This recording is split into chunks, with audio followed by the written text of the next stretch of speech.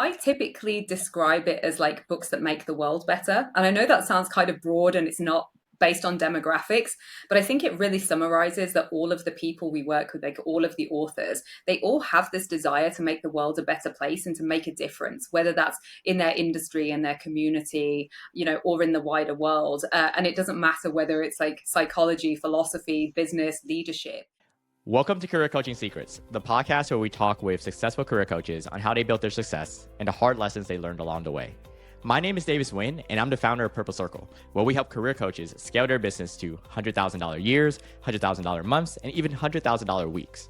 Before Purple Circle, I've grown several 7- and 8-figure career coaching businesses myself, and have been a consultant at 2 career coaching businesses that are doing over $100 million each. Whether you're an established coach or building your practice for the first time, you'll discover the secrets to elevating your coaching business. Hey everyone, welcome to another episode of Career Coaching Secrets Podcast. I'm your host Rexhen, and today's guest is Ameesha, founder and CEO of The Bookshelf and the world's top-ranked philosophy book coach. With a passion for purposeful publishing, Ameesha has helped over 600 authors from 22 countries turn powerful ideas into high-impact nonfiction, from business and self-help to tech, well-being, and philosophy.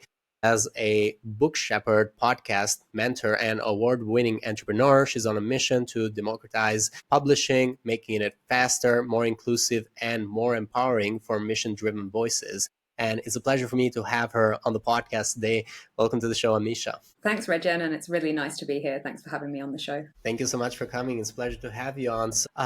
What started all of this, or what kind of inspired you to become a book coach and then have your own coaching business? Yeah, so I guess the typical answer, first of all, is that I loved books. I think that's what everyone says who works in the publishing industry. They grew up loving books. But yeah, the dream was always that, first of all, to work for a publishing house, like, a big publisher. And secondly, to have my own publishing company someday.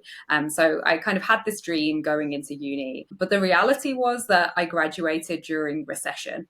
And at the time, there weren't many jobs at all, but definitely not in publishing.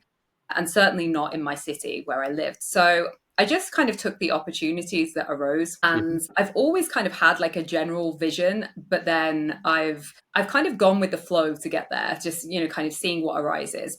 So I basically built a career in HR, which wasn't an area that I particularly was interested in going into. It was, I learned a lot, and it was really interesting. And I continued working towards my dream alongside that by doing freelance work. So every kind of evening and weekend, I was working on, like books and various kind of editing projects. After a couple of years of doing that, I found a graduate opportunity working for a publisher in my city. So I went and did that for a couple of years and really learned the publishing industry from the inside out. And then I did what all sensible people do when they have a great job, and I decided to go traveling for a year. So I literally had my backpack with like 20 items of clothing and my laptop, and I went traveling as like a digital nomad for a year. So I was freelancing everywhere you can think of, from literally like coffee shops to swimming pools, like the forest, everywhere. And I really loved being a freelancer. So when I returned from traveling, I basically didn't want to go and work for somebody else again. I really enjoyed working for myself. So I basically did kind of full-time freelancing for a couple of years. And then that sort of organically grew into the bookshelf. And I'd almost like forgotten my dream to open a publishing company at some point. So it's just naturally progressed into this. And again, I just took opportunities that arose, anytime an author asked me, and like, oh, you've just edited my book. Do you know someone who can do the cover? Do you know someone who can design the interior or help me get it on Amazon? I'd be like, cool, and look to my freelance network that I'd built and, find someone who could help with that. And yeah, I accidentally grew a publishing company. Interesting. So that's interesting. So when we say a book coach, because this is a new concept for me, what you're doing is basically there's the writers, the authors that are writing the book. You're helping them get it out there, get it published, work on the cover, everything, every little details from the actual notes that they've written to the actual book at the end. That's kind of like the journey you make them go through, kind of, right? Yeah, so I call it idea to bookshelf because I think that's the easiest way for people to imagine it. And because I specifically work with nonfiction authors, typically they're people who they have some wisdom or a story or something to share with the world, some kind of approach, but often they don't feel like natural writers, or maybe they haven't written since school. So a lot of them have an idea, but they're like, how do I turn this into a book? So essentially, I coach and guide them through that whole process of turning their idea into an actual book that they can then share with the world. And the other name for what I do is called book shepherding. And for me, that's kind of easier to understand because it is that process of like guiding people along a path. Mm-hmm. And so it's been how many years since you started doing this? So you worked as you were a freelancer and then came back. How long has it been since you started doing this? Oh, you're testing me now. I guess I started freelancing in like 2015, so 10 years. And then the bookshelf has been 7 years. So we just celebrated our seventh birthday like a month ago, which was really Oh, cool. cool. Amazing. Throughout these 7 years of doing this, which would you say, which part of that publishing journey or book coaching journey, whatever would you feel comfortable calling it, which part of that part of like actually working with your clients do you find the most rewarding since you started doing this? Yeah, that's a really good question. I guess I would probably be, yeah, I guess I would say like maybe when they have the actual book in their hands, like when they see that printed book and you've seen their dreams come to life at that point. Because up until they have that book in their hands, it's always kind of abstract to them. They're working on a document on a computer, and even if they're seeing like a PDF on a computer screen of what their book will look like, it's not the same as like actually getting that physical copy and being able to like flick through the pages and everything. So yeah, I think just that like experience of bringing their dreams to life is like really special. And it's like it doesn't matter how many times, like it just never gets old seeing how like pleased they are at that point. That is so interesting because there's a lot of coaches that I've interviewed that either are in a process of writing a book or are thinking of writing a book. So this is going to be a very interesting episode for all of those coaches that are listening and want to do that. So who do you work with specifically? We say it's nonfiction authors, but I wonder how would you like describe that in terms of like, is there a specific demographic that they fall into, or is there a specific industry? How do you like find the actual authors? Because anyone could be an author if they have an idea, and like, so it's very interesting kind of group of people that you work with. Yeah, definitely. So I typically describe it as like books that make the world better. And I know that sounds kind of broad and it's not based on demographics, but I think it really summarizes that all of the people we work with, like all of the authors, they all have this desire to make the world a better place and to make a difference, whether that's in their industry, in their community, or in the wider world. And it doesn't matter whether it's like psychology, philosophy, business, leadership. They all have that same ethos about them that they're trying to do something really positive. And as I say, like share their wisdom, their knowledge, everything they've learned in their career so far. It's like, them giving back by sharing this information with people. And so the genres themselves are quite broad and the demographics are broad. So to give you an example, we have an author who was 16, and we also have an author who was 70. And this is in the same year. We worked with, yeah, like a young guy and then a lady who was retired. Mm-hmm. And they couldn't be probably further apart in terms of their demographics and their backgrounds and everything, but they both still had that same desire to like share their story, share their knowledge. And I think that's a really important thing for people to do. Like, I genuinely believe that everybody does have a book in them, that old, like that cliche, Mm-hmm. that everyone should write a book. I do believe, everyone has something to share, something that can inspire people or educate people or, inform them. And I really believe in the ripple effect it has. So like if you change one person's life through your book, and then, that changes their life and the people in their life experience those effects. And then that goes out to their wider community. Like books have such a special ability to do that, I think, and to create that like positive ripple effect across society. And I think we've seen that for like centuries and centuries. There are so many books that have had a huge influence on people. So I think it's a really important thing for people to do. And as you say, lots of coaches, I think they can make a big difference with their books. Also, like it helps them as well. So it helps them just reach more customers, build their industry credibility, even help them land like TED Talks. So quite a lot of our authors have gone on to do TED Talks, and one even went on to get an OBE. So, Mm-hmm. it really helps their careers as well. Interesting. So What would you say, and this would be very valuable for the coaches who are listening, what would you say makes a book successful in terms of like from idea to actually one day the book is randomly found also in an airport in Singapore? Yeah, that's a difficult question. I guess there are multiple things, but the main one is like solving a specific person's problem. And I think that's the same in business, right? So this is why it's quite easy for like entrepreneurs and freelancers and coaches and business owners to write books because they're already doing that in their business. They have already identified a group of people who have a specific problem and they're helping people to solve that problem. So all they have to do is the same thing, but in a book, right? It's the exact same. So that's kind of the first, the first element, especially with the like the planning, the writing, and even things like the design, understanding like what do their customers actually want. And then the other side is marketing. And I guess this is the part that like most people don't enjoy. And most people don't feel like they're very natural at it. Maybe they don't want to do it, but definitely, you could write the best book in the world, but if you don't market it, it's not going to like magic itself onto a bookshelf or into a reader's hands. Like you have to push it out there into the world, and like a lot of people don't really want to do that, but unfortunately like it's part of the job of being an author these days. Okay, cool, interesting. Even when we think about getting the book to like bookshelves around the world, it's part of the marketing strategy. First of all, do we want the book to be somewhere out there in the world, or do we just want it inside UK, or do we want it just like in our town? Generally, people that work with you, do you find that they want the book to go all the way international, or they just like want their own audience depending on where they're serving it? Yeah, so most people go international these days because the biggest platform for self publishing is Amazon KDP. And if you upload it to there, it's already globally available. So you just have to upload your file, and then pretty much anyone anywhere in the world can like order it. And Amazon will basically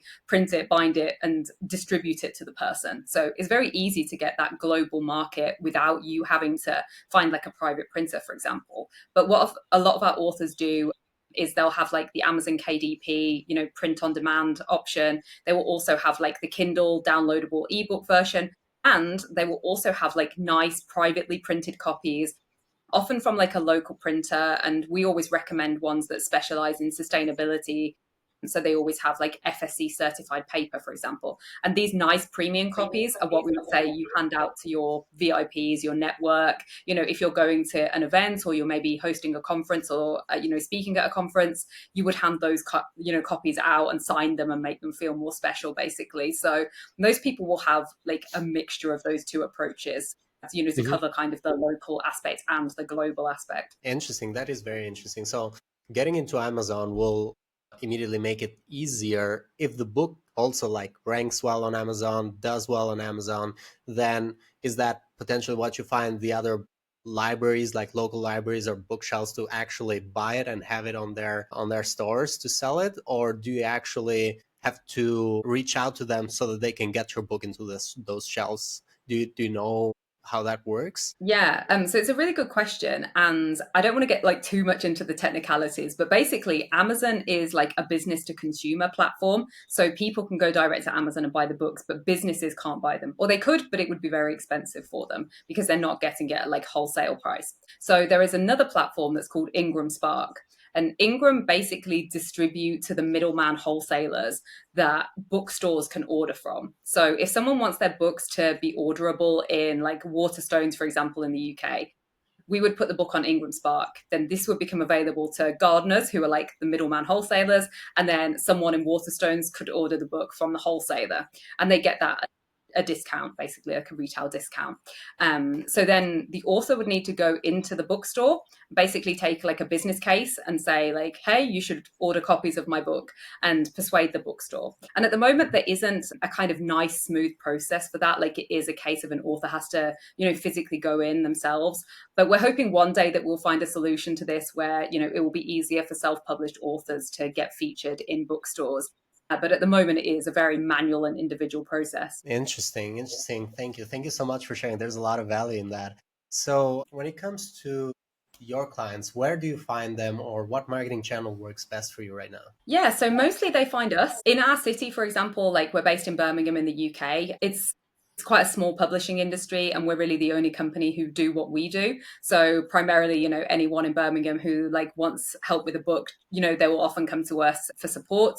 But then we're also, we're online, like I'm on LinkedIn, for example, and I'm on Quora, the question and answer website, where I have like 2.5 million answer views. So generally people will come to us and they'll find me through these kind of various methods. We don't really do much outbound marketing. It is primarily kind of either like word of mouth, referrals. Often if an author's like enjoyed their experience of working with us and they have a friend who also wants to work on a book, they'll like send them our way. So yeah, really it's like kind of more like it just kind of inbound marketing, which is obviously quite nice for us because it means we don't have to like constantly be kind of out searching for customers. But equally, like I am quite active on LinkedIn as well. And I love just sharing knowledge with people. So as I said, like Quora, LinkedIn, our own podcast, like I'm always just trying to share as much like free information as I can about publishing, because I think it can be such a confusing industry and like it can be so overwhelming. There's like so much information out there and not all of it is accurate or helpful.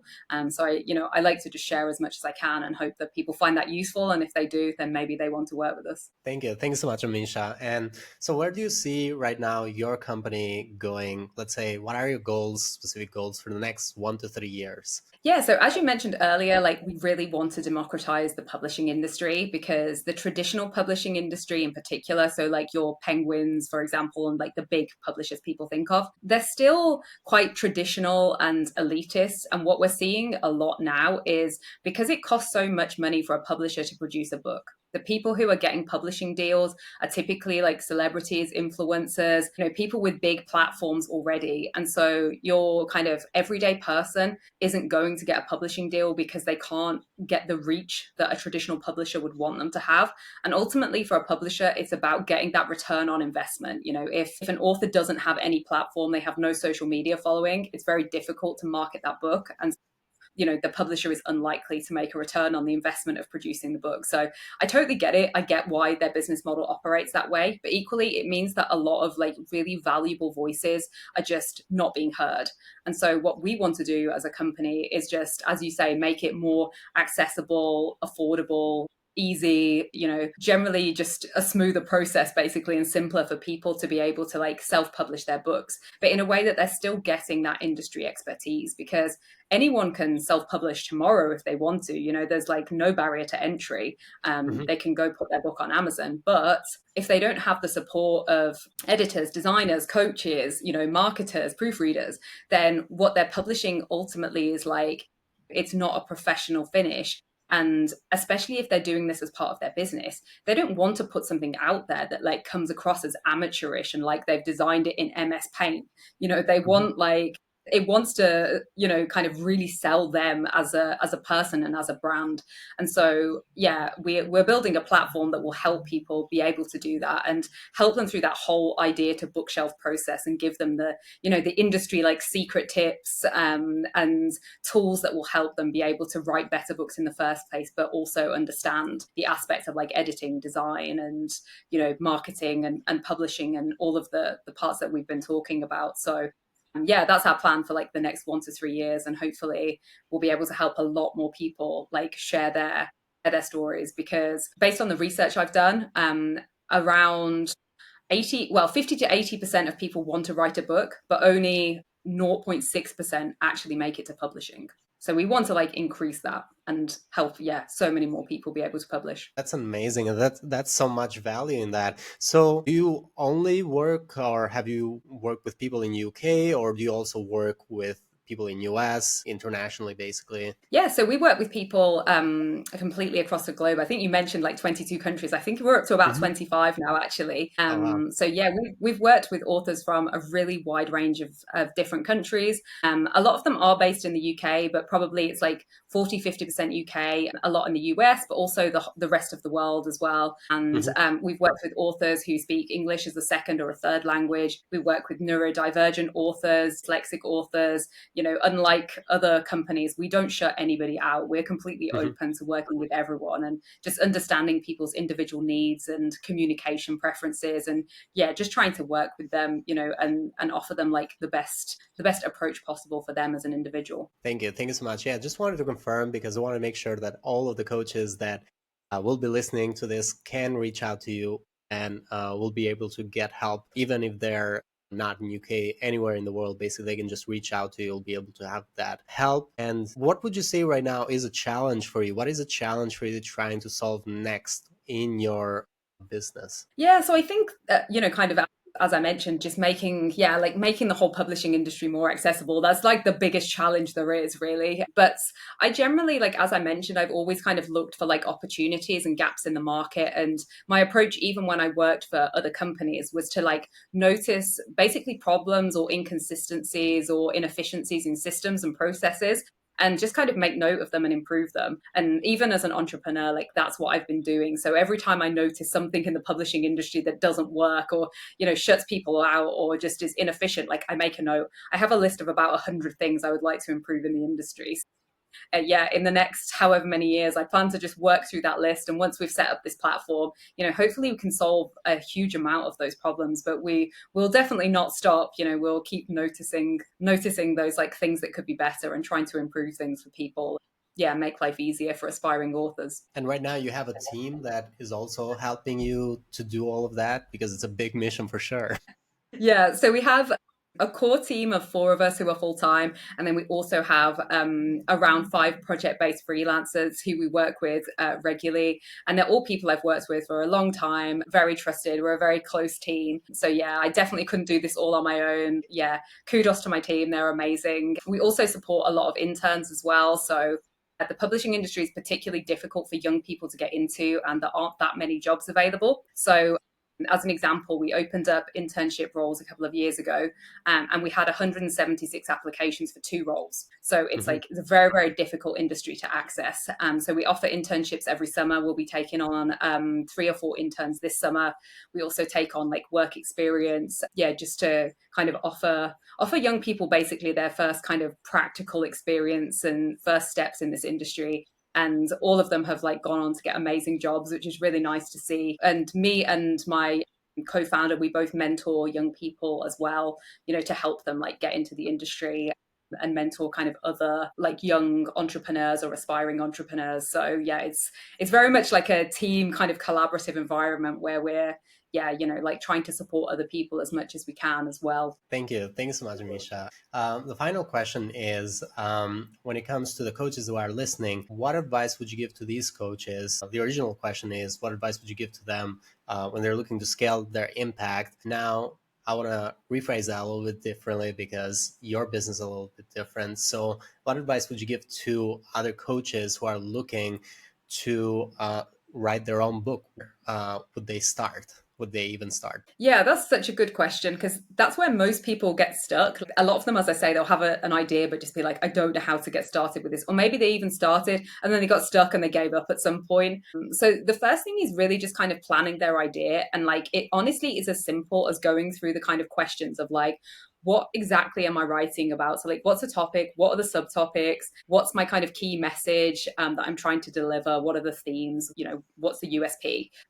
The next is like why does the reader care? Why do they need to do this? Why would it help them? The next is who. So really like, who specifically are you trying to help? And a lot of them, they should know this already, right? Because it's probably already their customers, but very like specifically kind of niching into like, what's the reader's problems? What are their goals? What are their desired solutions? What's holding them back? Like, why are they buying this book?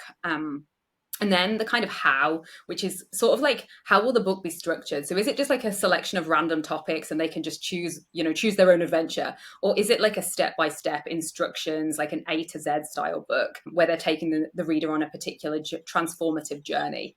And also Mhm. thinking about the writing style. So like, does the reader want something kind of very academic, full of like references, or do they want something very down to earth, very practical and approachable with examples? And so yeah, just really like planning that, that side of things. Once they've got those questions written down, they can very easily form like a structure and an outline for the book, and just begin the writing process, knowing that they have those topics that they're their writing within. But if they're like super stuck and they feel like they want someone to kind of sense check what they've come up with, or maybe, just give them some early feedback, definitely working with a book coach is like the easiest way to do it. So book coaches help with the framing of a specific book, which is different to a writing coach. So like sometimes people get confused, but writing coaches help you be a better writer. And it's not around a book. It's just generally like giving you feedback on like your writing style and skills. Whereas a book coach helps you with a specific book, and they will help you like plan that out, maybe give you some feedback on like the first few chapters so that you're on the right track. And so yeah, definitely like if you're stuck, look for a book coach. And yeah, just that whole, as I say, like planning thing, I think is the key part of like, yeah, writing a book. Thank you. Thank you so much, Ameesha. For anyone who's listening that wants to reach out to you or connect with you, they can go, number one, there's the LinkedIn, Ameesha G, and they are also going to the website, thebookshelf.ltd, which is the website. Is there any other way that people or coaches can reach out to you? Yes, so we're also on LinkedIn, also thebookshelf.ltd. I'm quite easy to find on LinkedIn. My name's Ameesha Green.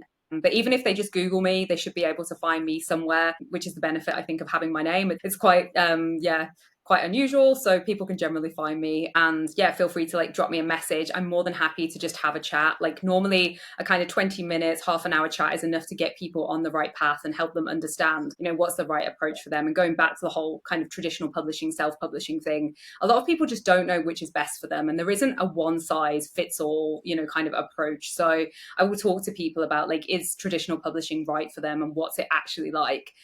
Or is self-publishing the right option? And then whichever path they choose to follow, I can certainly like guide them down that path if they want to, or just get them started and pointing in the right direction. Thank you. Thank you so much, Ameesha. And thank you for coming to our podcast today. It was a pleasure having you on the show. Yeah, thanks, Rexhen. It's so nice to be on your podcast. And yeah, if anyone wants some talk about books, that's absolutely fine. I'm more than happy to. That's it for this episode of Career Coaching Secrets. If you enjoyed this conversation, you can subscribe on YouTube, Spotify, Apple Podcasts, or wherever you're listening to this episode to catch future episodes.